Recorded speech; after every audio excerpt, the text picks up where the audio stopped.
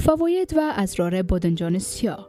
بادنجان سیاه یکی از سبزیجات محبوب و مغذی است که با طعم دلپذیر خود علاوه بر ارزش غذایی، خواص درمانی فراوانی دارد. فایبر فراوان موجود در بادنجان سیاه به بهبود عملکرد دستگاه گوارشی و هضم غذا کمک کرده و با کالری پایین باعث ایجاد احساس سیری طولانی مدت می شود.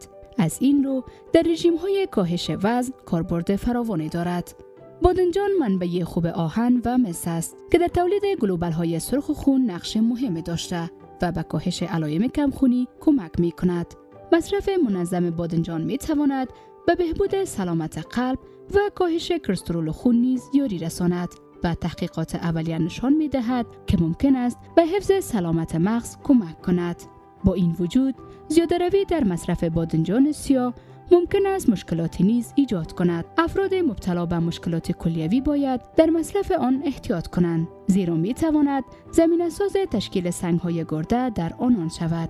حساسیت به بادنجان در برخی افراد باعث خارش یا التهاب می شود و همچنین مصرف زیاد آن ممکن است جذب آهن غذا را کاهش دهد. لازم به ذکر است بادنجان مقدار کمی نیکوتین طبیعی دارد، لذا برای کودکان و زنان باردار بهتر است مصرف آن محدود باشد.